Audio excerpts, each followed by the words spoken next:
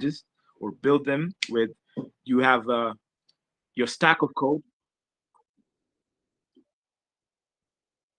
Okay, so you had a stack of code. If you're a coder, you have a stack of code that you've already built those codes, so you can repurpose them. You don't have to keep writing the same lines of code every single time you're building a website. So you just have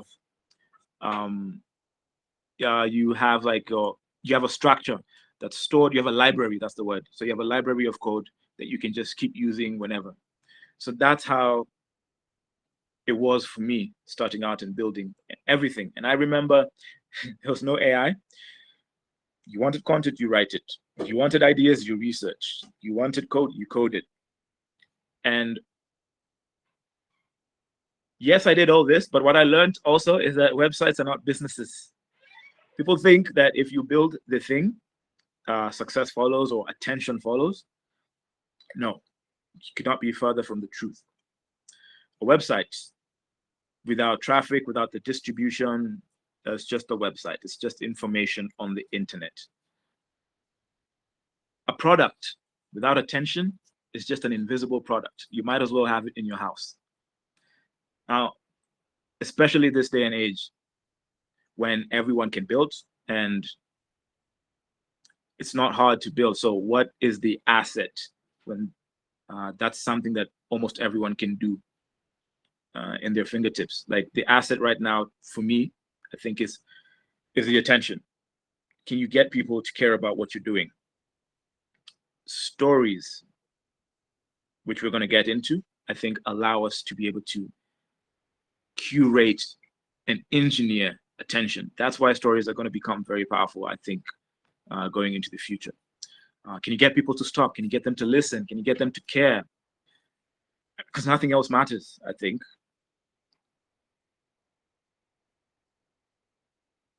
So let's look at digital marketing. Then we'll look at a bit of story. And then now in the end, we'll look at some of the tools that you can employ. I really hope we have the time. And then at any point, stop me if you have a question or in the chat.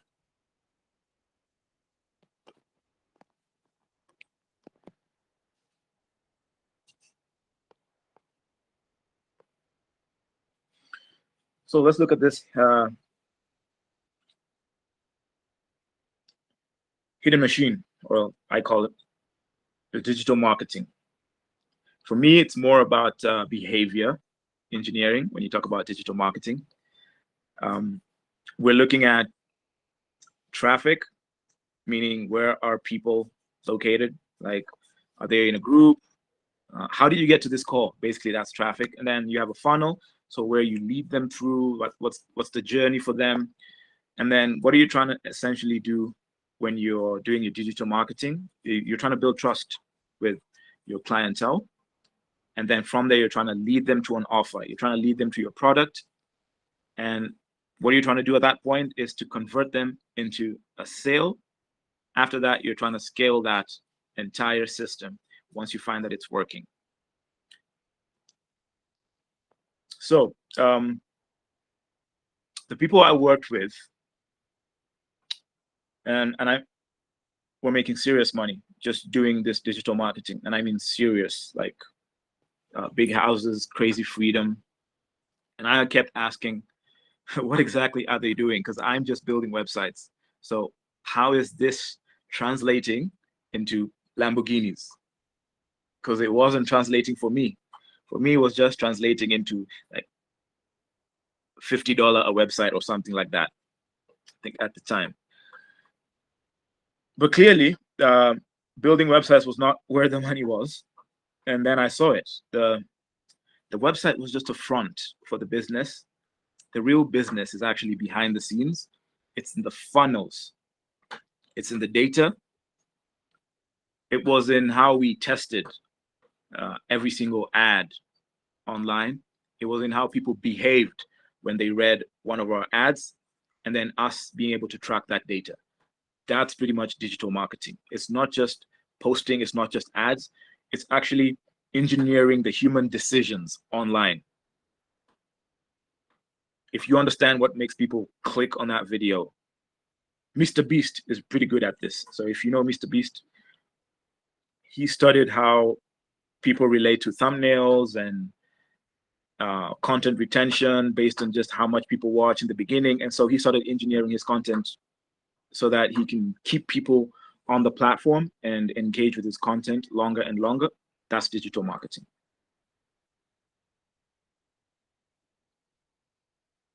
Now, what's a funnel when we're talking about digital marketing? Like if I walked up to you, let's say on the streets, so I'm a guy, I'm selling shoes, and I tell you, hey, would you buy my shoes?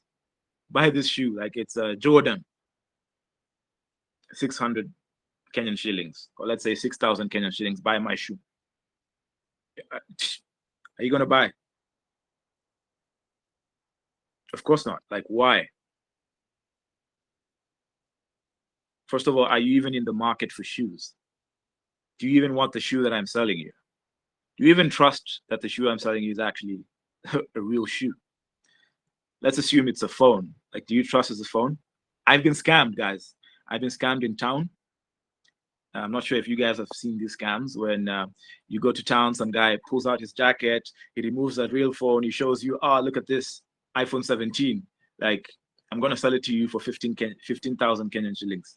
And I'm like, yo, interesting. So you go in with that guy into a restaurant. He tells you, okay, put your SIM card into this phone. You're like, okay, cool, give me the phone. You put your SIM card.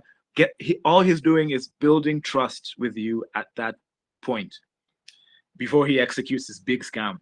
But this is the process. Even these guys who scam, they understand that they need to actually show you something that's real, build trust with you before they rip you off.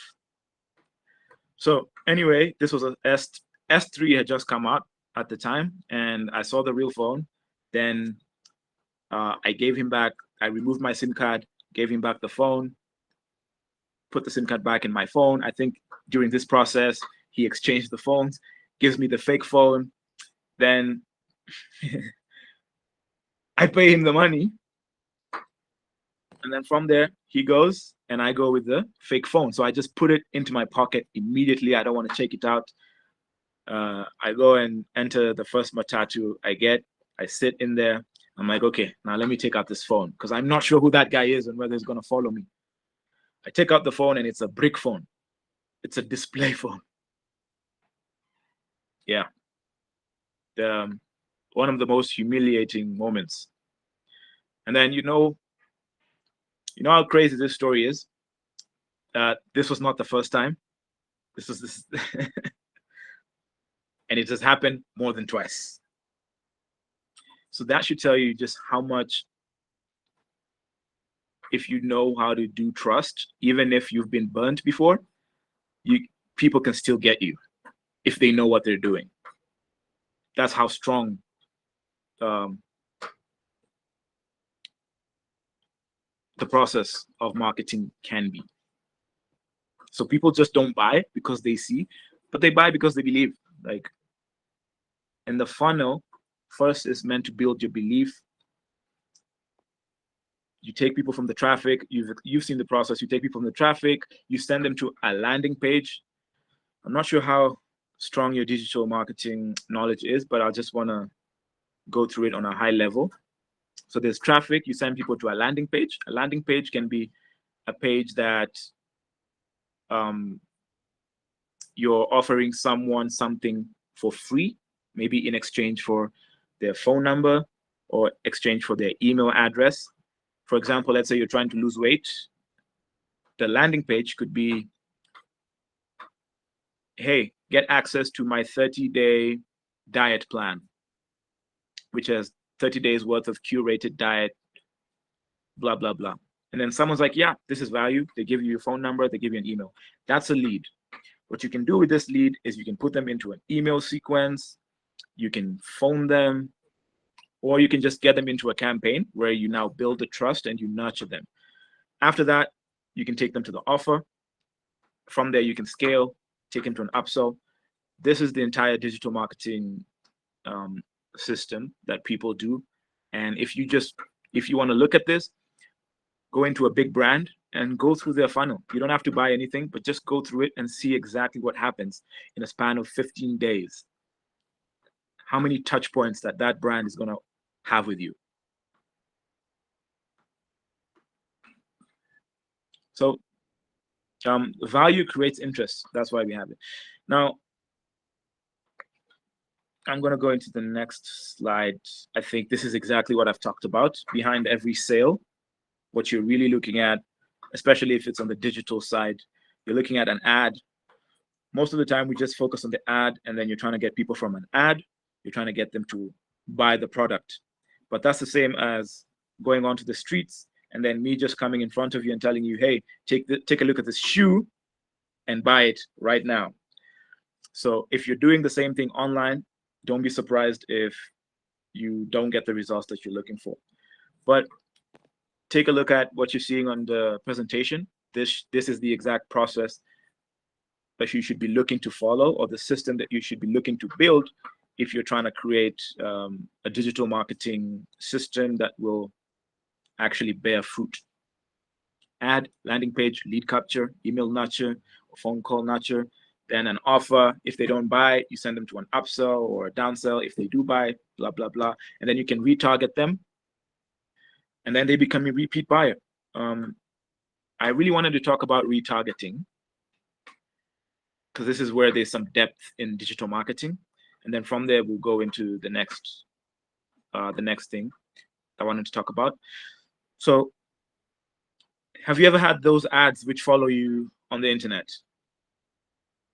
Let's say you went to a web page or you went somewhere, you were searching something on Google, then the next thing, you're on Facebook, you're on LinkedIn, or you're on a certain website, and the ads that you're getting are pretty much some of the things that you were talking or searching about.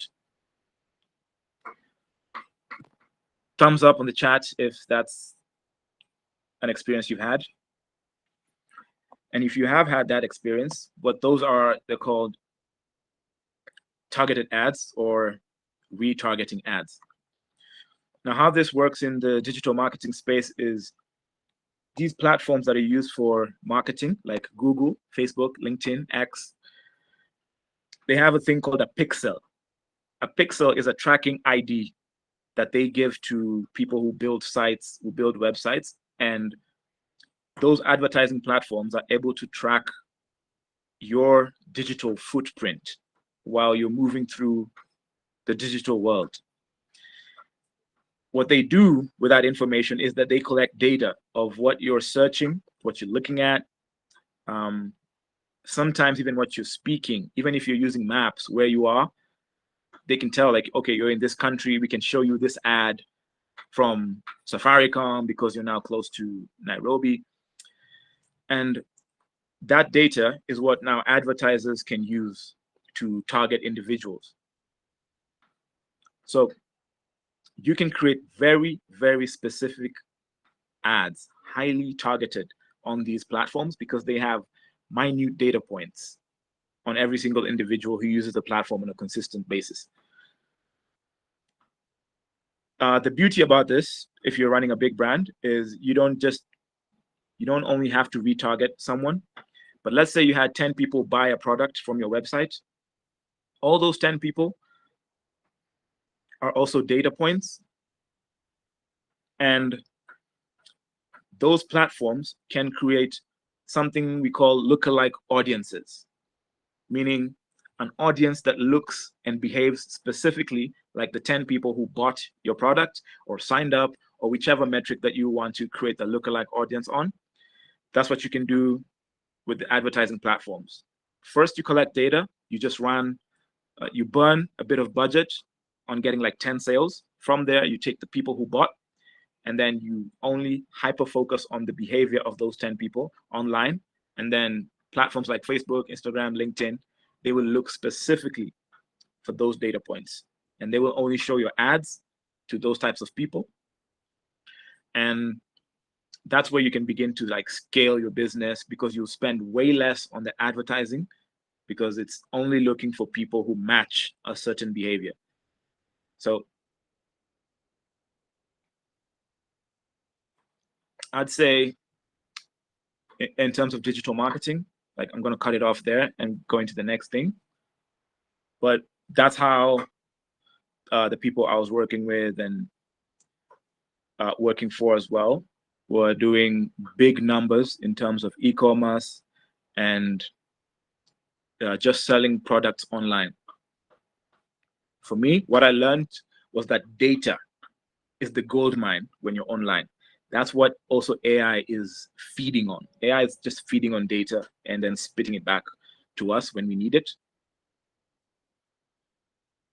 I wanted to give you guys an interesting story about a hedge fund, but I might not have time for that one. So let's just get into the meat, which is the AI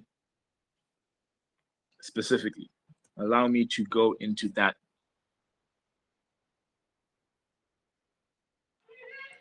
Most of this we've talked about. I think here we are. So, remember I said I built like 400 websites. It would take me months. It took me years to do all that. Right now, when AI first came out, I was building entire end-to-end platforms in a couple of days. Like I was so excited.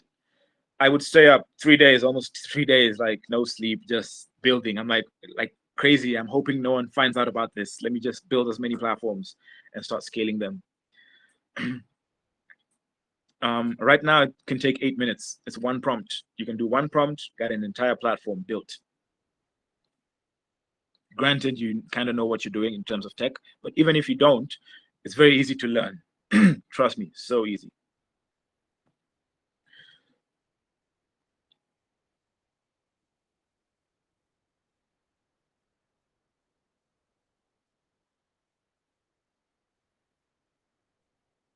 So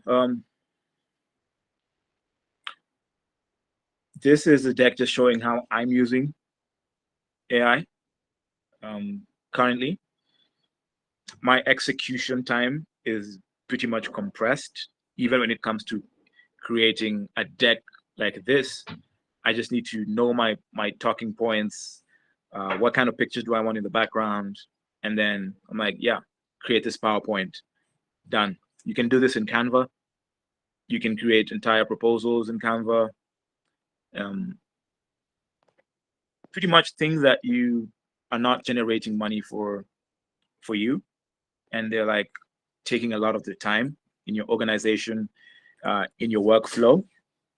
Find a way you can automate it with AI, just so that you can do things that actually are more productive. That means you have less time building, more time deciding. Decisions are powerful because the right decision will get you to the right goal. And I think this is now where most people misunderstand AI. AI is not replacing creativity. And don't think of it like that. Don't think of it as this is something that should replace your creativity so that it can create for you. It should just reduce the friction. It should reduce the resistance that we normally have from idea to execution. And that's important because if you're letting AI do your thinking, like if it's doing all of your thinking, then your thinking becomes poor, or you have poor thinking. And what AI is going to do is going to just scale up your poor thinking. It's not going to make your thinking better because you have to prompt it anyways. So AI is just going to scale your own ability. So you might as well find out how to put your entire thought process and give it to AI, and not give AI simple instructions, because that becomes your thinking. Excuse me. If you have a strong strategy and you prompt it on AI, if you have a strong content piece and you prompt it to get it polished, then you have something strong that's going to be an output. So AI is a tool, it's leverage. I think that should be that should be the difference, and that's how you're supposed to think about it, even when it comes to storytelling. Today, yeah, I use AI for proposal writing, for outreach, for automation, document analysis. Like you might send me a document and I need to know exactly what am I missing, or what's the key thing in this document, or what's this story actually saying? What's hidden between the lines? Maybe I'm not seeing that. I'm using it for ecosystem building. What are some of the strategies that I have not used or deployed? Here's everything I've tried. Like, I'm going to list out everything I've tried, what the outcome was, and then tell me, is there something else that I can think of?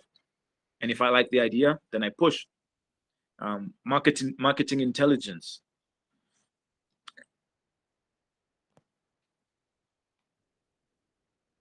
So yeah, AI does not replace intelligence.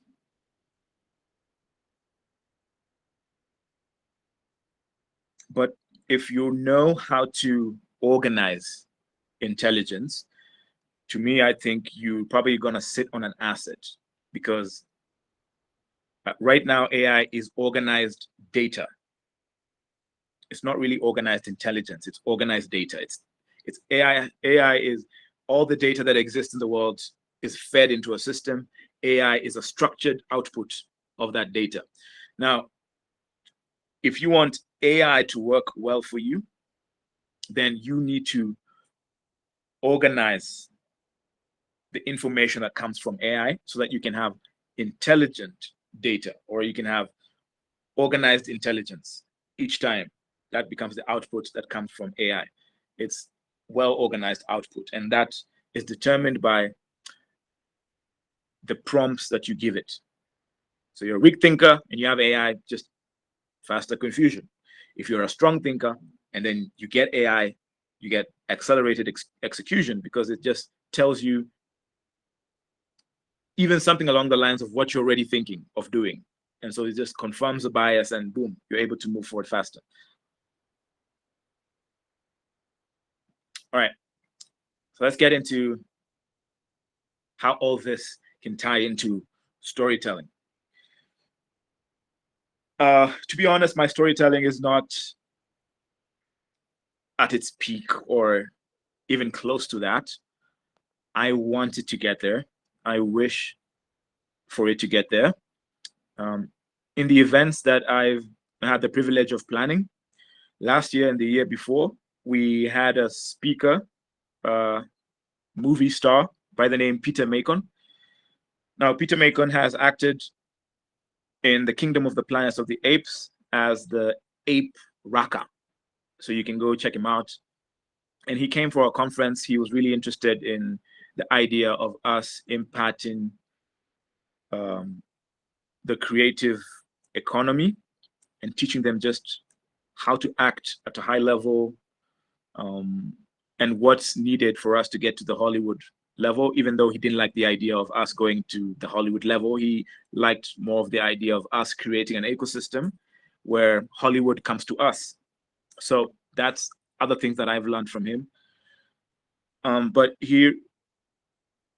we did a lot of storytelling sessions with him, and I learned a lot about acting. For example, he was telling me, like, as you're acting, what does the audience see when you're writing a script? What is the audience seeing? What do they feel? What do you want them to see? What perspective are they standing in? Like, how many different perspectives are you trying to show them? And then how do you act all those out? So I was learning that the stories that you tell really create the perspective. Meaning, so when I speak, what picture forms in your mind? And he was showing me, like, the words that you speak create like worlds for people. And sometimes they can draw into yours, or you go into theirs, if you understand, if you can walk in people's shoes. And this matters a lot in marketing, by the way, because a brand is a story, a founder is just a story, a movement is a story. At the core of all this, for you to understand really what's happening, there's a story behind it. And if the story is unclear, then also the market will be unclear. So the framework that kind of I'm using to have impactful stories. I know this is not the same for someone who's actually actively in content creation, but someone from like me as a founder, a builder. I look at the problem, what's the story around that, the person, the what's the friction in between these two realities that you want to solve this, and this is what exists currently, and then what transformation is happening in between. Is there proof? Then invite people to be part of that story. Similar to what's taking place right now with how Sharon is able to curate all of these sessions. There's definitely a story behind it. And then one exercise which was interesting for us to do at that time was to tell a lie, or rather to give 3 stories, and then for people to decide which one is true, which one is not. And this really helped polish my storytelling abilities. So I'm just going to tell you one story, and then just in the chat, tell me, is this a true story or is it a lie? And I'll give you the answer at the end. So I'm in Strathmore University at this time, and I'm staying in one of the hostels. I was playing rugby, and I came from a rugby training session.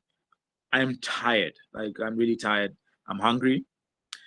There's no more food in the hostel, so I have to go to the kiosk to get some food. I buy bread and a soda because that's how much I could afford at the time. And I'm walking back to my hostel, and guess what? There's a huge gaping hole in the streets, no street lights, so I'm just walking in the dark, actually, trying to test my soda and the bread, and I fall into this sewage. I fall into an open gutter. This is in Madaraka, open gutter. I fall into this sewage. I have Crocs, by the way, so I have Crocs on, and one of my Crocs get lost in the sewage. Like my entire leg is knee deep in the sewage.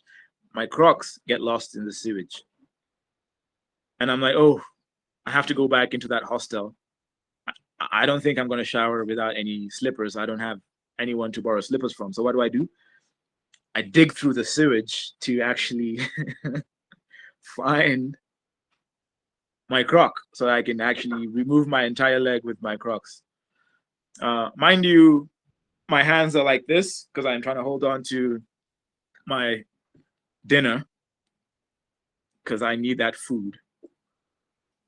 And yeah, I find my Croc. I get my leg out of the sewage, and then I walk to my dorm. I walk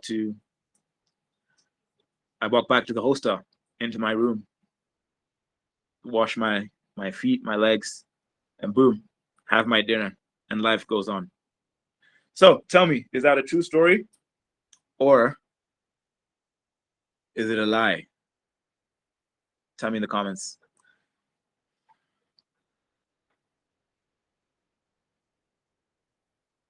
Anyway, as you're doing that, when you're telling these stories, like, what are you selling? What are you selling? For me, I know it's not just a product, because why do people buy a product? Why do people buy weight loss products? What are they trying to identify with? And we used to write like an entire copy, could be even 4 pages long, of a story before we sell you a product. This is how good this guys were.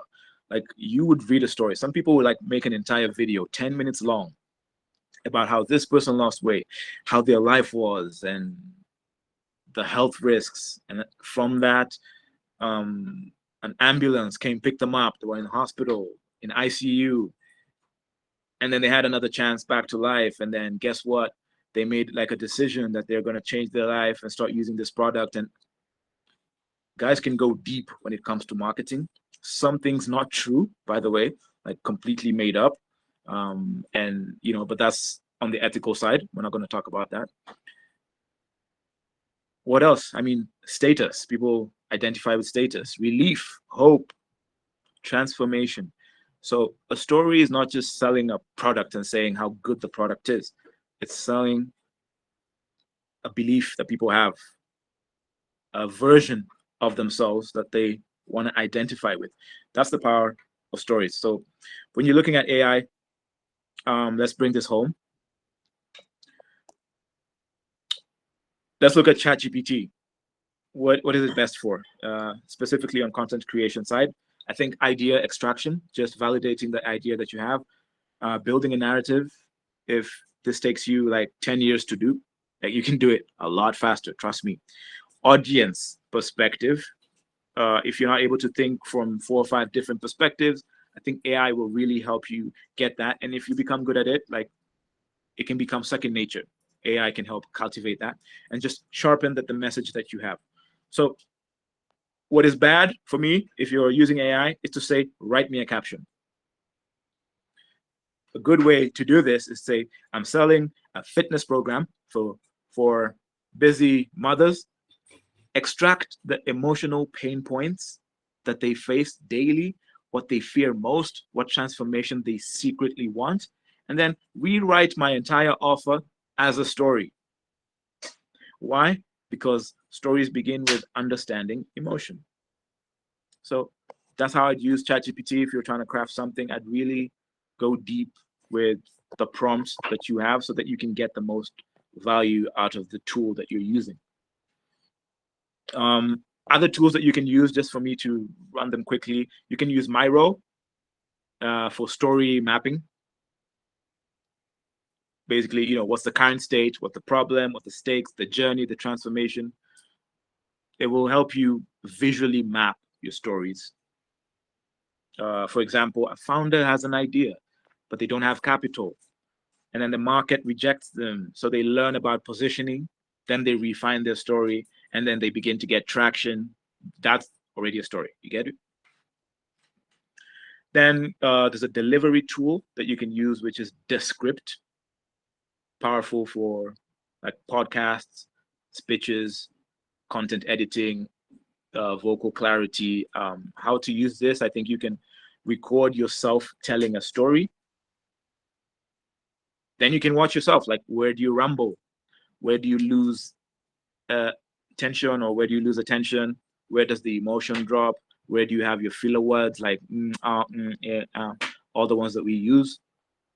It's going to help you with your story delivery. Grammarly, of course, you know how to use this one. Canva, I think this is underrated, but they're improving a lot more every single day. I use it almost on a daily basis just because I'm in the digital world. Journey maps, pitch decks, timelines, emotional framings, and just creating posts for LinkedIn, all that. Which other platform? Notion. So how you could use Notion is like a story bank. Instead of using Google Drive, use Notion. Create sections where you're looking at the failures you've had, the wins, any weird lessons, maybe customer stories or insights, turning points in your life.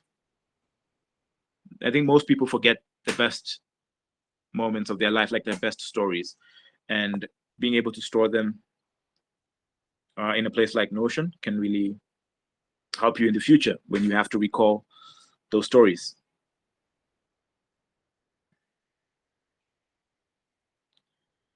So as we come to the end of this, my question to you, you guys are not asking me any question, or is there a question in the chat? Yeah, there's a question in the chat. Let me just help you read. Yes, please. And yeah, so many people have said your story is a lie. Someone has said it's true, but with hype. But me hype, Yeah, the rest have said it's a lie, a fat lie, no way, fiction, all that. Yeah. And Yeah. then there are 2 questions. So I think you were talking about there's a certain point you talked about prompting, Yes. and Linda asked, so what do you prompt when you're actually doing the prompt? What are some of the things that you write in the prompt, and how do you write them? And then the other one is, does the digital marketing you've talked about also apply to NGOs and to push their content on their impact? Mhm. So you can answer those two, then I can continue reading the rest. All right. From the prompt, I think I've answered the prompt one just in passing as I was talking about the prompting. You want to be very specific. You want to get out information that you generally don't just get even in a brainstorm. So asking about multiple perspectives, let's say from pregnant mothers. I don't even understand pregnant mothers. I can't. Like it's not a reality that I'm ever gonna have access to. But AI has the data. So if I ask AI to extract or if I'm prompting, I'm really asking for specific things that I know I don't have the capability to understand or have the reality so that I have the experience to just have that information. So you're prompting, asking for specific data points, if there's a way that I can put it. Now, if you're not good at prompting, this is a prompt that you could use. And this one is also one that I teach a lot of people who are using AI. Just tell AI to build you the actual prompt for a specific, if it's the NGO, if it's you're building an app, tell AI to build out the prompt and to really be detailed in some of the things that people would miss, or even a normal high-level engineer would miss when they're creating a product. Now, the AI is going to create the prompt for you, and then from there you could work around it or edit it if you'd like. So that's some of the fastest ways that you can learn prompt engineering, is just see what are the best options that AI is giving to you. Does this apply to NGOs? So the digital marketing? Yes, definitely applies to all businesses. I've seen this. We have a client, Tattoo City, and another one in Malindi. They wanted to sell their real estate houses. Now, Tattoo City wanted to engage Yora in selling their houses in the US. Problem is, who knows Tattoo City in the US? So that's the question. So now when we go to the US, what are we trying to do so that people can easily identify or trust that the business they're going to engage with Tattoo City will actually work out, or it's going to be for their best interest. Now, the way we do that is we curate sessions with the clientele in the US, and we run them through a funnel where they get to learn a lot more about what Tattoo City is doing way before we start telling them to buy a plot of land that costs 300 million. So they really need to understand, and it takes time to build all the relationship. It takes time to build the data points. Like part of the strategy was, once we know the clientele, we should know their birthday so that we can send them a mail, or we can sell them a card in the mail, send them an email, send them a birthday, something that just shows that you as a customer actually care about what you as a business owner actually care what the customer feels, or is in terms of how they engage with you. And business is mostly just about trust. So that's what you're trying to build. And with NGOs, yes, I would say definitely. Your content will hit a lot stronger if you're actually doing this. So showing your impact and getting people to just see, okay, this is the work that you're doing, being more transparent and showing them that as well. That way, they feel more that they can trust that if they give you their money, it's going to the right hands. That's what you're engineering. When it comes to this story, guess what, guys? The story is the complete truth.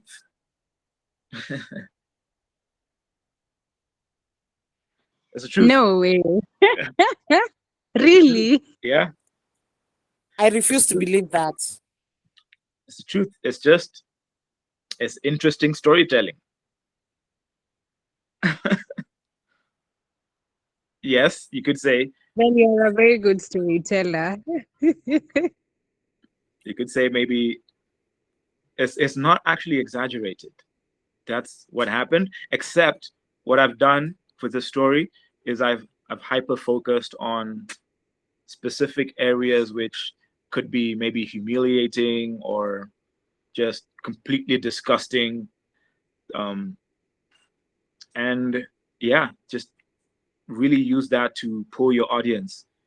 Sometimes it can be a humiliating experience. Like you watch Kevin Hart. I mean, just without any bias, like he does just pull you into his world, tell you specifically what happened, and try and give you every small detail as to what was taking place at that moment in time. And for me, AI can help you do that. It can help you build your storytelling capabilities, or even take a story and tell it a bit better. You can do 5 minutes and make it seem like it was 30 minutes. So yeah, it was the truth, guys. We should have made a bet. Okay. Yeah. Okay, then you're a very good storyteller. We all thought it was a lie, except for Kimani. Kimani really said that that it was true, and he's asking was there a gift for the right answer? Okay. So the other question, sorry. Well, you maybe you could make a gift. I don't know. Yeah. Well, think about it. All right, there you heard it from the boss. Yeah. Okay. So there's this question as well from Joe, and it says, "What's the most effective or good AI for storytelling, especially for blogs?" What's the best tool for blogs specifically?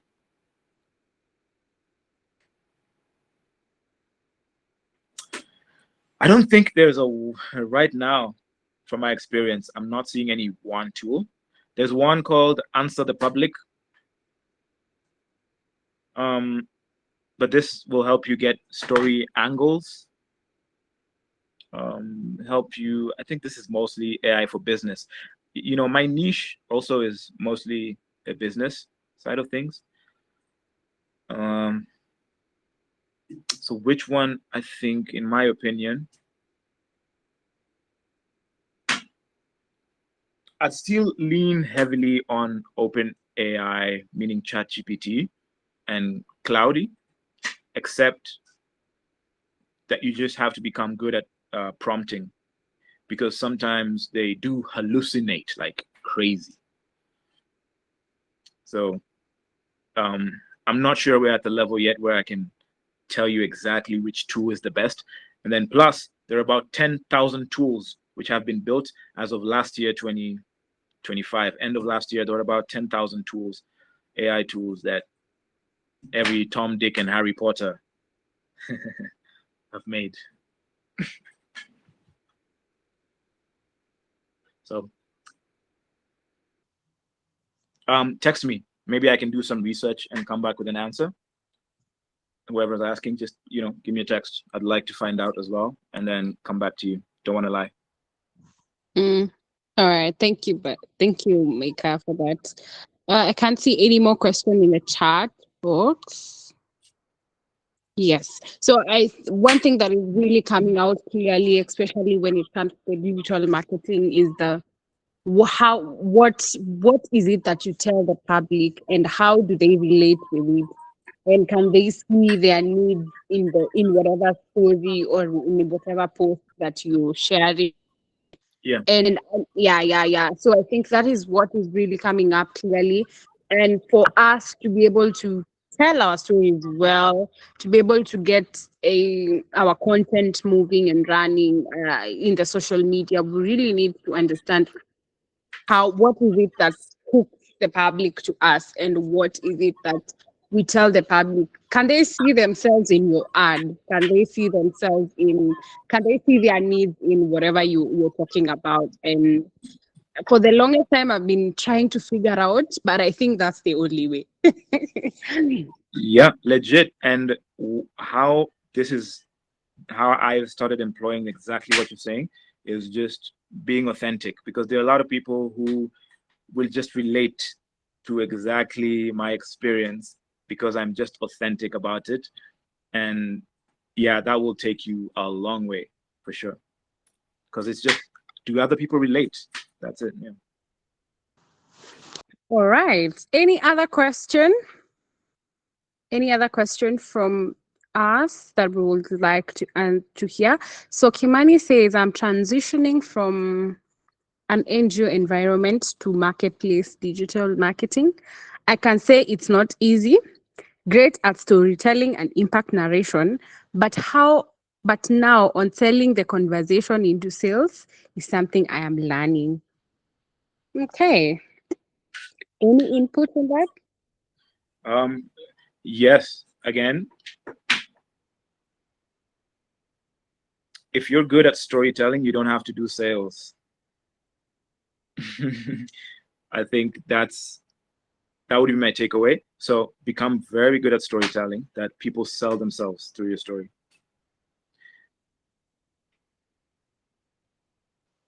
Okay, amazing.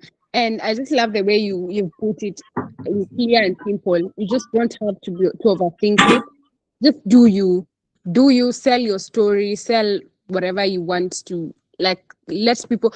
Today I was telling my colleague that the memes are so relatable. Like the memes we are seeing today, they are so relatable. I mean, you just sit down and someone gives you like a meme and you're like, this is exactly what I go through. So I mean, when you're even doing product marketing and digital marketing for your product and for your, I mean, just make it as relatable as the memes that we see today. And yeah. Okay. So yeah. One last thing, like, do you remember the Black Lives Matter thing? You know, Yeah. the arm on social media. Like, ask yourself, if you are part of this movement, did you do it? Like, did you actually post it? What made you post it? If that was something to buy, would you buy it? Would you have bought it? So it's the same thing, is whatever got you to be in support for the story that you heard, that's the same thing that you're trying to do with most of the other stuff. Is it relatable? Like, does it really hit you where it matters? Okay, amazing. Thank you so much, Mika. This has been eye-opening. And I feel like I've gotten a lot of clarity from I've gotten a lot of clarity from what you've shared, especially in digital marketing, because digital marketing is a big thing, especially when when you're in the business world. It's really a big thing, because you really need to drive the sales. And it's one thing that we've been missing out is the authentic part of it. Sometimes we get lost in the AI, the prompting and all that. But whether you're in NGO, whether you're in corporate, you just need to tell your story as it is and as raw as it is. I think that's my takeaway for tonight. I love it. Amazing. Okay, I know we've really quite spent a bit of time today, but I mean, it was all worth it. And if there is no comments or question, please help me in appreciating our speaker for today. In case you have questions, please, yeah, it is beautiful. Yeah, in case you have questions, please feel free to reach out to me, and I'll definitely link you up with Mika, and he's an amazing human being, and he's going to help you out, especially in the digital marketing. I am also going to follow him for the digital marketing. I am also learning. This is a new space for me as well. Just as Kimani said, we are transitioning from NGO to, I mean, driving sales now. It's something that we really need to Mhm. really like learn how to do it, and it's something that I'm also learning. So as you learn, I'm also learning. Yeah, so You're a welcome. few, so, thank you. All right, so a few announcements. I'm sharing with you the WhatsApp group link. We normally have a community for all our master classes that we've done, and yeah, so I'm sharing the link. We also have an upcoming event. It's the coastal edition. It's called Conversations That Connect. It's just a conversation where we just come and have this conversation, physical, face to face, and just talk about what does it really mean to own our narrative in the digital world. And it is happening in Mombasa. Please feel free to come, tag a friend, talk to them about the event, and I'm sure you're not going to regret this. We also have our evaluation form shared in the chat. Please feel free to fill it and tell us how the session was. What is one thing you would want to learn? Yeah. So what's the name? What's the speaker's name on social media? So on LinkedIn, it's Mika Baluchi. On Instagram is Baluchi_Mika. I hope I'm right. Yeah, so you can reach him through those social media handles. I hope I got that right, Mika, right? Yeah, yeah, definitely. Okay. You'll see this face. Don't worry when you check it. Okay, yeah. And then Alfred says, I joined late, but it was good presentation. Don't worry, we'll also share with you the presentation in the group and also the recording so you can review it and just remind yourself what we learned. Kimani says he has enjoyed and looking forward to more. All right. So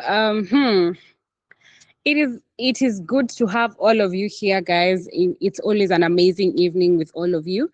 And as we also wrap up the masterclass, we only have one session remaining, and we are looking forward to seeing you. And for those who have been consistent enough, of course, there's a certificate for this.